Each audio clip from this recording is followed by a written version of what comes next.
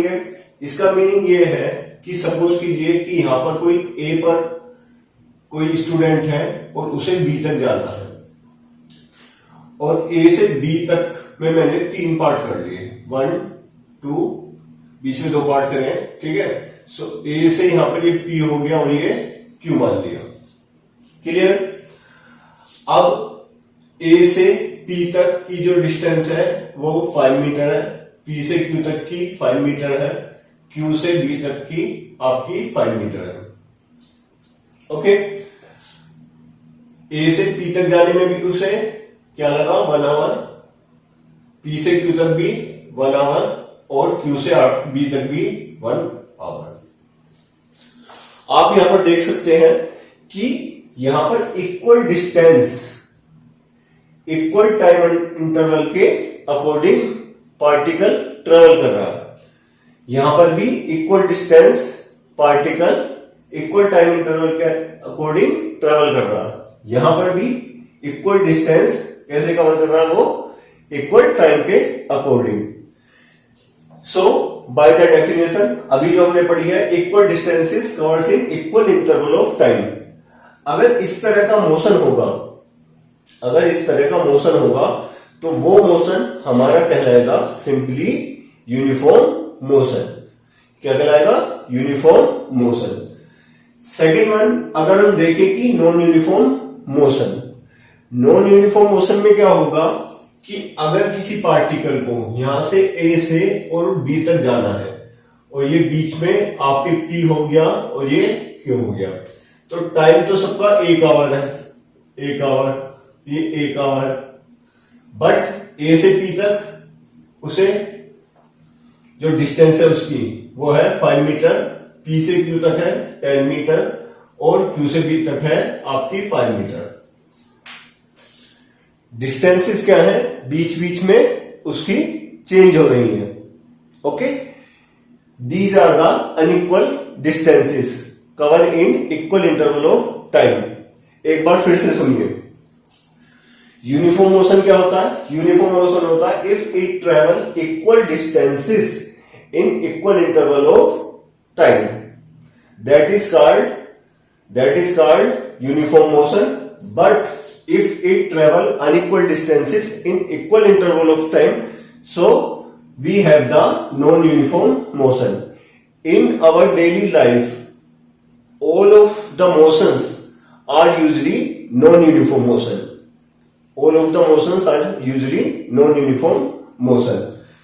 So यहां से clear है आपको यूनिफॉर्म मोशन की डेफिनेशन और नॉन यूनिफॉर्म मोशन की डेफिनेशन। अगर कोई पूछता है आपसे तो आप सिंपली उसे ये बताएंगे कि हाँ, ये इक्वल टाइम इंटरवल में इक्वल डिस्टेंसेस को कवर कर रहा है, और इस वाले केस में क्या है कि इक्वल टाइम इंटरवल में वो डिफरेंट डिस्टेंसेस को या अनइक्वल डिस्टेंसेस को कवर कर रहा है। That is called non uniform motion. ये जो बेसिक्स आपने अगर समझ लिया यहां पर कि यूनिफॉर्म मोशन का क्या कॉन्सेप्ट होता है और नॉन यूनिफॉर्म मोशन का क्या कॉन्सेप्ट होता है, if you understand it, so the full chapter is very easy. केवल यही कॉन्सेप्ट है कि यहां पर हमें यूनिफॉर्म मोशन पता होना चाहिए कि क्या होता है और नॉन यूनिफॉर्म मोशन क्या होता है। ठीक है, इसके बारे में अभी पढ़ेंगे। ऊपर लिखा हुआ है सोज जीरो एक्सीलरेशन, सोज नॉन जीरो एक्सीलरेशन, अभी थोड़ी देर बाद ही पढ़ेंगे इसके बारे में। उससे पहले हम देखते हैं rate of motion. Rate of motion actually होता क्या है? Rate of motion is actually the ratio of the distances, the ratio of the distances travelled by an object to the time taking. Distance travelled by an object to the time taking. Rate जहां पर लिखा हुआ आपको मिलेगा, तो उसका meaning ये है कि हम टाइम के रेस्पेक्ट में उस फिजिकल क्वांटिटी को मीजर कर रहे हैं, उस फिजिकल क्वांटिटी को हम मीजर कर रहे हैं with respect to the time. So the rate of motion क्या हमें बताएगा कि कोई भी डिस्टेंस अगर हम कवर कर रहे हैं तो वो डिस्टेंस हमारी क्या है कि कितने टाइम इंटरवल में वो कवर की, तो वो कहलाएगा हमारा रेट ऑफ मोशन। जैसे कि हम बाइक चलाते हैं और बाइक चलाते हुए क्या होता है कि सर्टेन डिस्टेंसेस होती है और हमारे पास क्या होता है, उस डिस्टेंस को कवर करने के लिए हमें कुछ टाइम होता है। जोमेटो से अगर आप ऑर्डर करोगे या पिज्जा वगैरह कुछ भी मंगाते हैं तो वो हाफ आवर, 1 आवर का वो क्या होता है कि 1 आवर में वो इतनी डिस्टेंस का पता लगा लेते हैं कि इतनी डिस्टेंस उन्हें इतने टाइम में कवर करनी है। ओके, सो वो जो डिस्टेंस है उस पर्टिकुलर टाइम में जो कवर करनी है, उन दोनों का जो रेशो होता है वो क्या कहलाता है, रेट ऑफ मोशन, कि हम इस मोशन को कैसे मेजर करें। अब बात करते हैं एग्जांपल्स की। यूनिफॉर्म मोशन, यूनिफॉर्म मोशन हमारी डेली लाइफ का जो एग्जांपल है वो क्या है, a car moving in a straight line. एक सिंपलेस्ट एग्जांपल है, if a car moving in a straight line so the motion is called uniform motion. एक स्ट्रेट लाइन पर कार आपकी सेम स्पीड से आपकी जा रही है तो उस तरह का मोशन क्या कहलाएगा आपका, यूनिफॉर्म मोशन। स्ट्रेट लाइन ही क्यों यहां पर बताया गया है, स्ट्रेट लाइन यहां पर इस वजह से बताया गया है कि इसकी डायरेक्शन चेंज नहीं हो रही है, इसकी डायरेक्शन क्या है, कांस्टेंट है। ओके, इसकी डायरेक्शन क्या है, कांस्टेंट। अगर इसकी डायरेक्शन कांस्टेंट है और ये इक्वल टाइम इंटरवल में इक्वल डिस्टेंसेस कवर कर रहा है, so that is called the uniform motion. Otherwise it will be a non uniform motion. जो भी यूनिफॉर्म मोशन नहीं होगा वो क्या होगा, हमारा नॉन यूनिफॉर्म मोशन में आ जाएगा। ओके, नॉन यूनिफॉर्म मोशन का जो एग्जांपल है वो क्या है, a car moving in a crowded area. अगर कोई भीड़ वाला इलाका है, कहीं पर बाजार लगा हुआ है, तो आप देखते हैं कि जो भी, अगर सपोज कीजिए कि ट्रैफिक जाम है, बस क्राउडेड है, कुछ भी है, तो आप देखेंगे कि आपका जो सर्टेन टाइम इंटरवल है, जैसे कि 1 आवर में, तो फर्स्ट आवर में सपोज कीजिए कि वहां पर क्या है, कोई ट्रैफिक नहीं था, आप सीधा चल दिए और आपने क्या है उस डिस्टेंस को कवर कर लिया। बट नेक्स्ट क्या हुआ, आपको ट्रैफिक मिल गया, ट्रैफिक जाम लग गया वहां पर। ट्रैफिक जाम लगने के बाद क्या हुआ, वहां पर क्या है, आपकी जो टाइम है वो टाइम तो उतना ही रहेगा, बट उसके बीच की जो डिस्टेंस है वो कवर करने में, आपको गाड़ी के बीच में, गाड़ी इसके बीच में निकालने में उसकी डिस्टेंस क्या होगी, वो अनइक्वल हो जाएगी। तो सेम यही कॉन्सेप्ट आपको याद रखना है, बिल्कुल दिमाग में बिठा देना है कि यूनिफॉर्म मोशन में क्या होता है। यूनिफॉर्म मोशन में आपका equal distances cover in equal interval of time, and in non uniform motion unequal distances cover in equal interval of time. Is that clear? तो यहां तक की हमने बात करी। अब यही यूनिफॉर्म मोशन और यही नॉन यूनिफॉर्म मोशन को हम किस तरह से पढ़ते हैं, इसके लिए हमारे पास 2 से 3 फिजिकल क्वांटिटीज है तो बहुत सारी फिजिकल क्वांटिटीज, बट आपके सामने मैं 2 या 3 फिजिकल क्वांटिटीज को रख रहा हूं जिसके अकॉर्डिंग आप यूनिफॉर्म मोशन को और नॉन यूनिफॉर्म मोशन को आप समझ सके। First one, speed. Speed is the distance travel per unit time. Unit time भी हो सकता है या टाइम टेकिंग भी हो सकता है, ऐसा नहीं है कि यूनिट टाइम ही होगा, टाइम टेकिंग कुछ भी हो सकता है। Okay, so speed is the ratio of the distance to time. इसे v से रिप्रेजेंट करते हैं और ये क्या हो जाएगा हमारा s/t। ये इसका फॉर्मूला है। मोस्टली क्वेश्चन इसी पर ही आते हैं कि हमें दे दिया जाता है कि स्पीड और टाइम, इन तीनों के तीनों वेरिएबल में हमें कोई 2 फिजिकल क्वांटिटी दे दी जाएंगी और हमसे पूछेगा वो थर्ड वन जो है वो आप बताइए। जैसे कि हमें स्पीड दे दिया, डिस्टेंस दे दिया तो टाइम पूछ लेगा, टाइम दे दिया, डिस्टेंस दे दिया, स्पीड पूछ लेगा।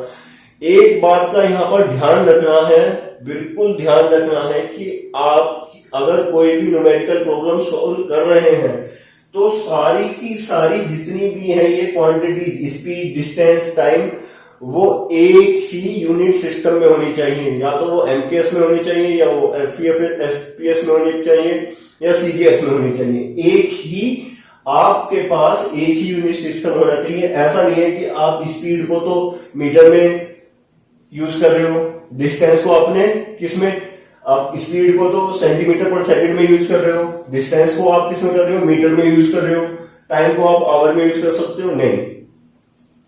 अगर आप डिस्टेंस को मीटर में यूज करते हैं तो टाइम को हमें किसमें, सेकंड में यूज करना पड़ेगा, according to the MKS, metre kilogram second.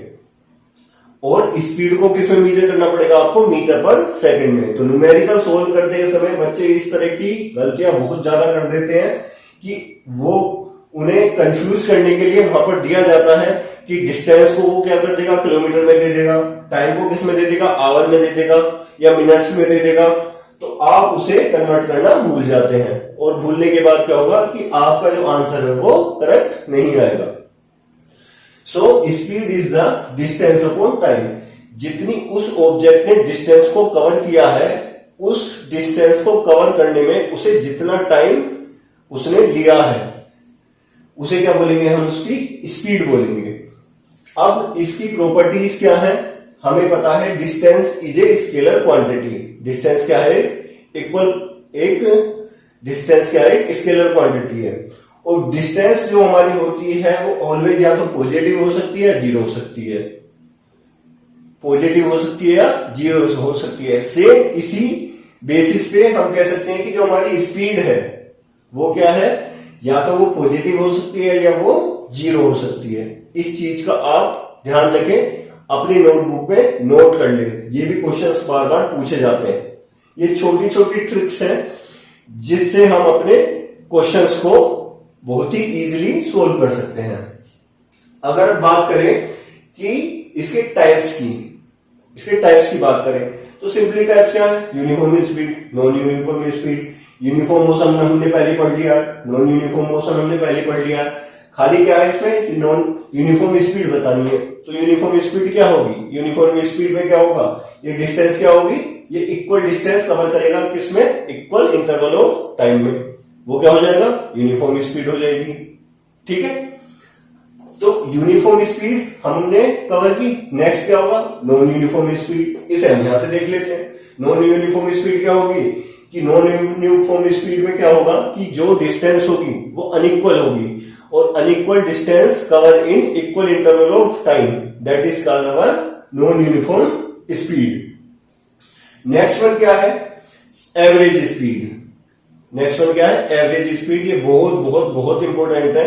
ये जो एवरेज स्पीड होती है, हम अपनी डेली लाइफ में, सपोज कीजिए कि आपसे कोई पूछता है कि आपकी जो बाइक है वो क्या एवरेज दे रही है, तो आप एवरेज को कैसे बताते हैं, आप एवरेज को इस तरह से बताते हैं कि हाँ, अपने मीटर को आपने सपोज कीजिए कि 1 पे सेट कर लिया, आपने अपने मीटर को 1 पे सेट कर लिया, और 1 पे सेट करने के बाद उसने सपोज कीजिए कि 100 किलोमीटर उसने बाइक को ट्रेवल करा, और 1 से 100 तक बाइक को जो भी ट्रेवल किया है उतनी डिस्टेंस उसने कितने टाइम में कवर की है, उतनी डिस्टेंस उसने कितने टाइम में कवर करी है, तो वो क्या कहलाएगा। 1 से 100 तक क्या होगा कि 1 से 100 किलोमीटर के बीच में ऐसा तो है नहीं कि उसने स्टार्ट करा और सीधा वो 100 किलोमीटर उसने पार कर लिया, ऐसा नहीं होगा।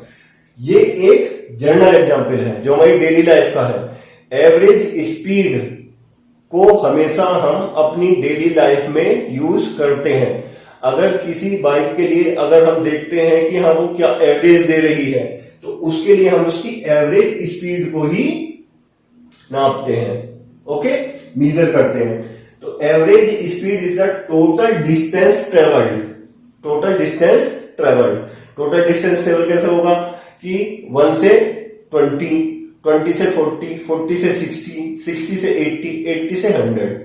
इस तरह के जो आपके बीच बीच में जो पॉइंट्स आएंगे, ठीक है, जैसे 1 से 20 तक उसने कितने टाइम में कवर करा, 20 से 40 तक कितने टाइम में कवर करा, 40 से 60 तक कितने टाइम में कवर करा, 60 से 80 तक कितने टाइम में कवर करा, और 80 से 100 तक कितने टाइम में कवर करा। वो सभी डिस्टेंसेस को आप ऐड कर दोगे, और उसे ऐड करने के बाद जितना भी आपका टाइम कंज्यूम हुआ है उस टाइम कंज्यूमिंग से आप उसे क्या कर दोगे, डिवाइड कर दोगे। सो वो क्या कहलाएगा आपका average speed, total distance travelled in total time taken. Okay, ये एक बात यहां तक क्लियर है कि स्पीड में अभी तक हमने पढ़ा uniform speed, okay, non uniform speed, okay, average speed. Next one क्या है, इंस्टेंटेनियस स्पीड। इंस्टेंटेनियस स्पीड क्या होती है कि एट दैट पर्टिकुलर इंस्टेंट जो उसकी स्पीड होती है, या एट दैट पर्टिकुलर पॉइंट जो भी उसकी स्पीड होगी, वो स्पीड क्या कहलाएगी, हमारी इंस्टेंटेनियस स्पीड कहलाएगी। जैसे कि आप देखते होंगे कि काफी मूवीज में या ये हमारी जनरल लाइफ में भी हमने ऐसा देखा है कि एक ट्रैकर लगा होता है और उस ट्रैकर से हम क्या देखते हैं कि कोई भी अपनी कार को बहुत ही स्पीड से सड़क पे ले जा रहा है, तो उसमें क्या होगा कि उस पर्टिकुलर स्टैंड पे उसकी स्पीड को मीजर कर लिया जाता है। एक सेंसर लगा होता है, सेंसर उसकी स्पीड को तुरंत वहां पर मीजर कर लेता है और तुरंत क्या होता है कि उस गाड़ी को पकड़ लिया जाता है, क्योंकि एक टाइम लिमिट होती है ना, एक एवरेज लिमिट होती है कि इससे ऊपर आप गाड़ी को नहीं चला सकते, तो उसी वजह से ही लगा होता है। That is called speedometer. Speedometer क्या टेस्ट करता है, आपकी इंस्टेंटेनियस स्पीड, कि उस पर्टिकुलर स्टैंड पर आपकी स्पीड कितनी थी एट द पर्टिकुलर स्टैंड। तो ये चारों के चारों मेरे ख्याल से पूरी तरह से आपको क्लियर हो जाने चाहिए। एक बात इसमें रही प्रॉपर्टीज की। प्रॉपर्टीज क्या है, speed is a scalar quantity, scalar quantity है, ओके। केवल हमें मैग्नीट्यूड चाहिए, हमें क्या चाहिए, केवल मैग्नीट्यूड चाहिए। जिसके लिए हमें केवल मैग्नीट्यूड चाहिए वो क्या होती है, हमारी स्केलर क्वांटिटीज होती है। हमें केवल बताना है कि उसकी स्पीड जो है 5 मीटर पर सेकेंड है, 10 मीटर पर सेकेंड है, ओके, ये हमें बताना है। यूनिट क्या होती है इसकी, यूनिट कैसे निकालेंगे, डिस्टेंस की यूनिट क्या होती है, मीटर। डिस्टेंस एक तरह से लेंथ है, तो इसकी यूनिट क्या हो जाएगी, मीटर। टाइम की क्या हो जाएगी, सेकंड, ओके। तो इसकी जो यूनिट है वो क्या हो जाएगी, मीटर पर सेकंड। आई थिंक आपको यहां से यहां तक का जो भी पार्ट मैंने बताया है वो क्लियर होगा। रिवाइज कर लेते हैं। यूनिफॉर्म मोशन, यूनिफॉर्म मोशन में क्या है, equal distances cover in equal interval of time. Non uniform में क्या है कि unequal distances cover in equal interval of time. Second one हमने पढ़ा है रेट ऑफ मोशन। कोई भी डिस्टेंस ट्रेवल कर रहा है, अगर हम उसे टाइम के अकॉर्डिंग मेजर कर रहे हैं तो वो क्या कहलाएगा, हमारा rate of motion. Rate of motion के अंदर जो फिजिकल क्वांटिटी है जिससे हम उन्हें मेजर करते हैं वो हमारा कहलाता है स्पीड, और हमारा क्या कहलाता है, velocity. Velocity is nothing but the speed with the direction. बात ध्यान से सुनिए, velocity is nothing but the speed with the direction. अगर हम स्पीड को ही, स्पीड में ही हम एक कॉन्सेप्ट और क्या डाल दें, डायरेक्शन का, केवल क्या डाल दें, डायरेक्शन का कॉन्सेप्ट डाल दें, तो वो क्या हो जाएगा, हमारी वेलोसिटी। और वेलोसिटी क्या होती है, डिस्प्लेसमेंट अपॉन टाइम। हमें पता है कि डिस्प्लेसमेंट को मेजर करने के लिए हमें डायरेक्शन की रिक्वायरमेंट होती है, okay. So displacement upon time क्या हो जाएगा, हमारी वेलोसिटी हो जाएगी। इन दोनों में ज्यादा अंतर नहीं है, बिल्कुल सेम ही है, बट हमने इंक्लूड क्या कर दिया है इसमें, डायरेक्शन को इन्वॉल्व कर दिया है। डायरेक्शन माने दिशा, उसे इन्वॉल्व कर दिया गया है कि उसकी जो स्पीड है वो किस डायरेक्शन में है, स्पीड उसकी किस डायरेक्शन में है, उस डायरेक्शन को इन्वॉल्व करने के बाद ये क्या है, हमारा वेलोसिटी हमें मिल जाएगी। क्लियर है।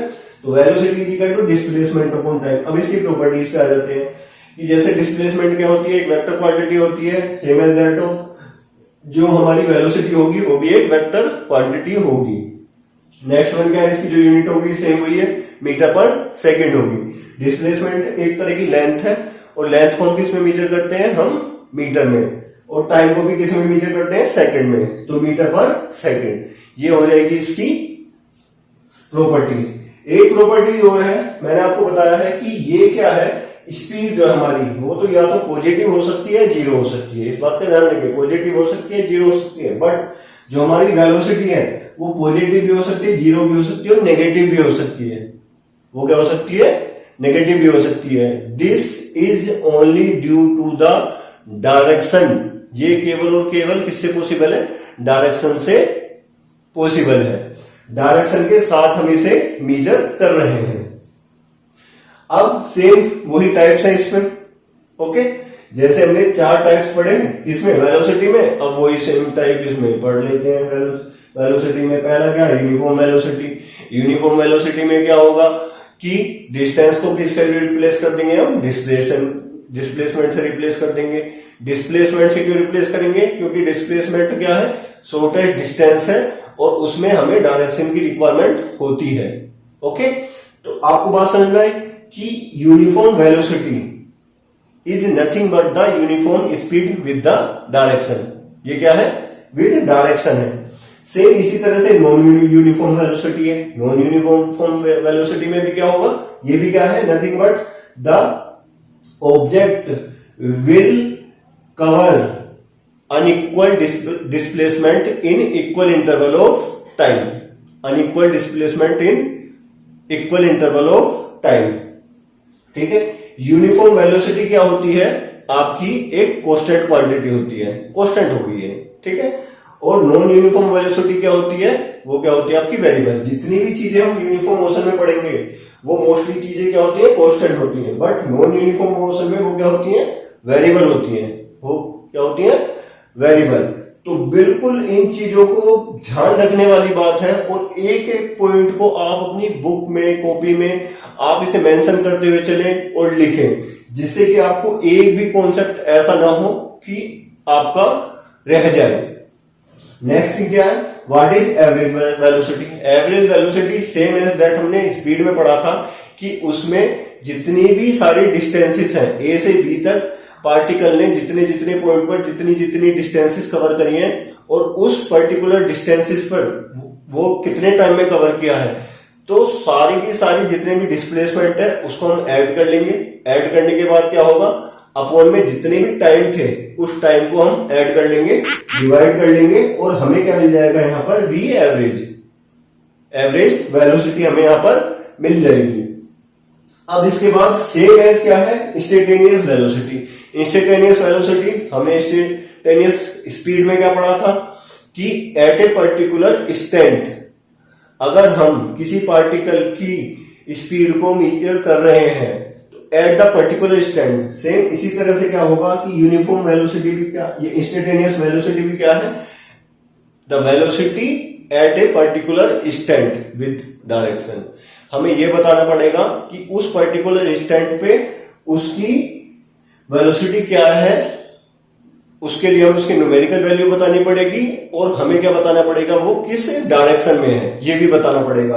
तो इन दोनों के बीच में जो डिफरेंस आता है वो केवल और केवल किसका आ जाता है? वो डायरेक्शन पे आ जाता है। ओके, तो ये बात यहां तक क्लियर है। अगर आपको बात क्लियर नहीं हो तो इस वीडियो को रिवाइज कर करके बार बार देखें, जिससे कि आपको सारे के सारे जितने भी कॉन्सेप्ट है वो आपको क्लियर हो जाए। ठीक है, अब नेक्स्ट बात करते हैं हम यहां पर rate of change of velocity. अब वेलोसिटी भी क्या है कि टाइम के साथ उसे क्या हो सकती है? वो चेंज हो सकती है। वेलोसिटी भी टाइम के साथ चेंज हो सकती है। अभी आपने स्पीड दी, वो अपनी जो मोटरसाइकिल है वो स्टार्ट करी, वो 0 स्पीड पर है, लेकिन जैसे ही स्टार्ट करते हैं तो धीरे धीरे उसकी क्या स्पीड उसकी बढ़ती चली जाती है, उसकी वेलोसिटी बढ़ती चली जाती है।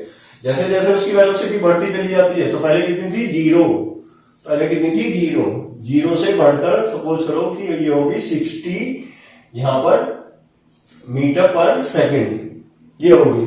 ठीक है, इस चीज को मेजर करेंगे कि कहां से, कि इनिशियल में क्या थी और फाइनल में क्या थी। ये इनिशियल पॉइंट होगा इसका, ये फाइनल पॉइंट होगा, ऑलवेज इसी तरह से मेजर करते हैं। इसके अलावा कोई भी वे नहीं है इसे मेजर करने का। एक इनिशियल पॉइंट होगा, एक फाइनल पॉइंट होगा। इनिशियल पॉइंट से जो भी इनिशियल पॉइंट बुक्स में दिया होता है वो आपका 0 ही होता है। कोई भी अगर आप किसी कार को या आप बाइक को स्टार्ट करेंगे तो इनिशियली वो क्या किसमें रहेगी? रेस्ट पर रहेगी। रेस्ट का मतलब क्या होता है? वो उसकी जो वेलोसिटी है वो 0 होगी। यहां से 0 से स्टार्ट करा और कहां तक पहुंचे 60 मीटर पर सेकंड पर। अब 0 से 60 तक पहुंचने पर हमें क्या निकालना है, उसका एक्सीलरेशन, कि अब उसकी वेलोसिटी टाइम के साथ कैसे चेंज हो रही है वो देखना है। पहले हम देख रहे थे कि डिस्प्लेसमेंट के साथ टाइम कैसे चेंज हो रहा है या डिस्टेंस के साथ टाइम कैसे चेंज हो रहा है, लेकिन यहां पर क्या देख रहे हैं हम कि वेलोसिटी टाइम के साथ कैसे चेंज हो रही है।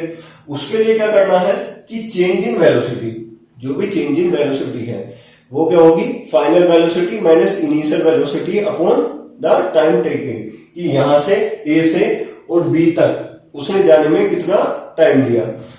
ये चेंज इन वेलोसिटी लेंगे, अपॉन में डिवाइड कर देंगे चेंज इन टाइम। यहां पर टाइम क्या था, t is equal to 0, t is equal to 0, जबकि t इजिकल टू 0 होता नहीं है, हमें उसे एक रेफरेंस लेना पड़ता है। क्यों, सपोज कर लीजिए कि 6 o'clock हुए हैं, ठीक है, तो हमने गाड़ी को किस पर स्टार्ट करा, 6 o'clock पर स्टार्ट करा, तो हमें उसे क्या कर लेना पड़ेगा, अगर गाड़ी को उस टाइम स्टार्ट करा है तो 6 o'clock क्या हो जाएगी, हमारा इनिशियल पॉइंट हो जाएगा, और टाइम उसे क्या मानेंगे हम, 0 मानेंगे।